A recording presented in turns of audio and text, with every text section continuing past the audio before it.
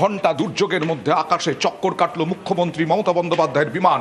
দুর্যোগের কারণে নামতে পারল না, অন্ডাল থেকে ফিরছিলেন মমতা বন্দ্যোপাধ্যায়।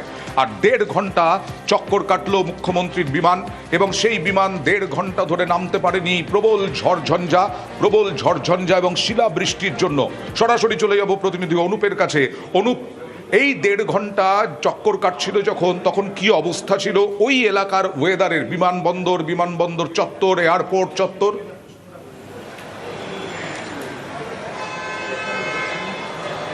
দেখো যে ভয়াবহ পরিস্থিতি হচ্ছে, যার কারণে মুখ্যমন্ত্রী মমতা বন্দ্যোপাধ্যায়ের বিমান প্রায় 1.5 ঘন্টা মাঝ আকাশের উপরে চক্কর খেতে হলো। এবং ভয়াবহ পরিস্থিতি বলতে, যে মুহূর্তে যখন বিমান 3:39 রওনা দেয় বিমান অন্ডাল থেকে কলকাতার উদ্দেশ্যে, কিন্তু দেখা যায় 3:55 বিমান যখন নামার মুহূর্ত, সেই সময় কলকাতার আবহাওয়া কিন্তু খারাপ হতে থাকে। তীব্র ঝড় বৃষ্টি থেকে শুরু করে শিলাবৃষ্টি শুরু হয় এবং 40 কিলোমিটার বেগে কিন্তু ঝোড়ো হাওয়া বইছিল, এবং সে সময় বিপুল বৃষ্টি হচ্ছিল, শিলাবৃষ্টি হচ্ছিল। ফলে মুখ্যমন্ত্রীর যে বিমান, সেই বিমান কিন্তু কোনোভাবে অবতরণ করতে পারছিল না। এডিসির সঙ্গে পাইলট যখন কথা বলে যে খারাপ অত্যন্ত আবহাওয়া, সেই কারণে বিমান কোনোভাবে অবতরণ করানো যাবে না। এরপরেই মাঝ আকাশে বিমান 1.5 ঘন্টা চক্কর খেতে, কখনো হাওড়ার আন্দোল, কখনো বজবজ, এরকম কলকাতার আকাশে একাধিকবার বিমান কিন্তু চক্কর খেয়ে থাকে, কিন্তু শেষমেশ কোনোভাবে নামতে পারছিল মুখ্যমন্ত্রীর প্রাইভেট জেট এই বিশেষ বিমান। পরবর্তী ক্ষেত্রে লক্ষ্য করা যায় 5:20 নাগাদ কলকাতা বিমানবন্দরে 1.5 ঘন্টা পরে বিমান অবতরণ করে। যে ভয়াবহ পরিস্থিতি হয়েছিল, তীব্র ঝড় বৃষ্টি থেকে শুরু করে অন্যদিকে শিলাবৃষ্টি, তা অত্যন্ত একেবারে ভয়াবহ পরিস্থিতি তৈরি হয়েছিল। মুখ্যমন্ত্রীর বিমান নামার ক্ষেত্রে যে ঝঞ্ঝা কাটিয়ে নেমেছে, শেষমেশ এডিসির সঙ্গে যখন কথা বলে, সবুজ সংকেত, আবহাওয়ার যখন উন্নতি হয়, সবুজ সংকেত মেলার পরেই কলকাতা বিমানবন্দরে ঠিক 5:19 নাগাদ 1.5 ঘন্টা পরে মুখ্যমন্ত্রী মমতা বন্দ্যোপাধ্যায়ের বিমান অবতরণ করতে পারে। অনুপ, কারণ এই যে 3:39 রওনা, 3:55 অবতরণের কথা ছিল, তারপর প্রায় 1.5 ঘন্টা চক্কর কাটলো কিভাবে, আমার সহকর্মী সোনিয়ার মাধ্যমে দেখুন। যে এই নিয়ে ফোর্থ টাইম কিন্তু এই একই জায়গায় ফ্যালকন 2000 এই মুখ্যমন্ত্রীর বিমান যা চক্কর কাটছে এভাবেই আকাশপথে। যেভাবে শিলাবৃষ্টি শুরু হয়েছিল, 3:55 বিমান অবতরণের কথা ছিল। এক্সাক্ট লোকেশন এটা, কিন্তু আন্দুল হয়ে, রায়পুর হয়ে, রাজপুর, সোনারপুর এলাকা দিয়ে প্রায় 4 বার এই বিমান ঠিক এভাবেই চক্কর কেটেছে। এবং এই মুহূর্তে এক্সাক্ট লোকেশন ঠিক এটা।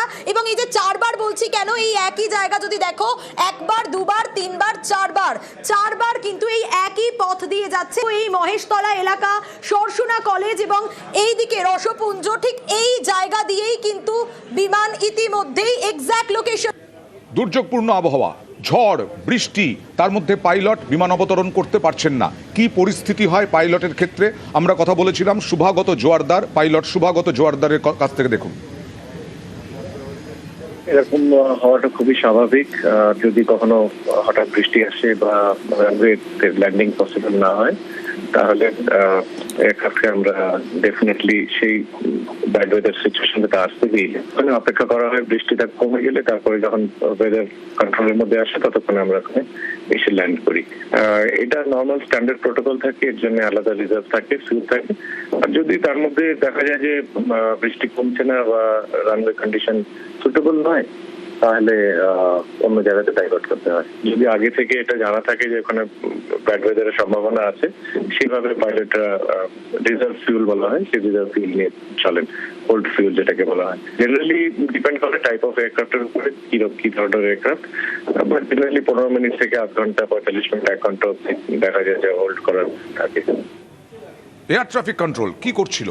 কারণ আবহাওয়াবিদরা বলছেন 1 ঘন্টা আগে ঝড় বৃষ্টির পূর্বাভাস দেওয়া হয়, তাহলে অন্ডাল থেকে আকাশপথে কলকাতার দূরত্ব মাত্র 8 ঘন্টা দেওয়া হয়নি। কথা বলবো সরাসরি অনুপের সঙ্গে কথা বলবো। অনুপ, অল ক্লিয়ারেন্স তাহলে কি করে পেলেন অন্ডাল থেকে ওড়ার সময় পাইলট?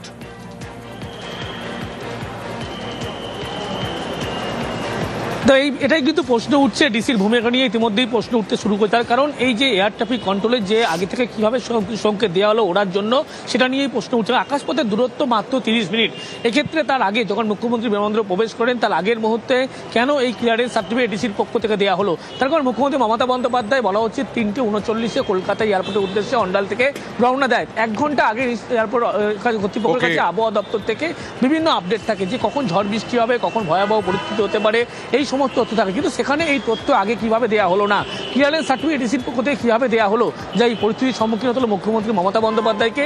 এখানেই এয়ার ট্রাফিক কন্ট্রোলের বিরুদ্ধে কিন্তু ভূমিকা নিয়ে প্রশ্ন উঠছে, তার কারণ মুখ্যমন্ত্রী যে বিমান বিভ্রাট, যার ফলে আগে থেকে যে আপডেট দেওয়া হয়নি এয়ারপোর্ট কর্তৃপক্ষের পক্ষ থেকে এয়ার ট্রাফিক কন্ট্রোল, মনে করা হচ্ছে কিভাবে এটিসি এই ক্লিয়ারেন্স দিল, যে কারণে মুখ্যমন্ত্রী মমতা বন্দ্যোপাধ্যায়ের বিমান কলকাতার উদ্দেশ্যে রওনা দিল। এই বিষয় নিয়ে কিন্তু ইতিমধ্যে এটিসির ভূমিকা, সেই ভূমিকা নিয়ে প্রশ্ন উঠতে শুরু করেছে। অয়ন। আর রামকৃষ্ণ দত্ত আবহাওয়াবিদ, তিনি কি বলছেন দেখুন।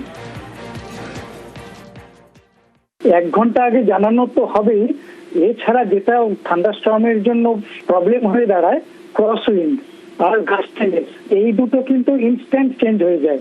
1 ঘন্টা আগে ফোরকাস্ট থাকলেও অনেক সময় ধরে নেওয়া হয় যে রানের ফেভারেই থাকবে উইন্ড, কিন্তু দেখা যায় যে সেটা থাকে না, ইনস্ট্যান্টলি চেঞ্জ হয়। তো এই দুটো থান্ডারস্টর্মের মারাত্মক জিনিস, সেই দুটো যদি চেঞ্জ হয়ে যায় তখন কোনো পাইলট নামবার চেষ্টা করে না, বিশেষ করে ভিআইপি থাকলে তো আরো বেশি অ্যালার্ট হয়ে যায়।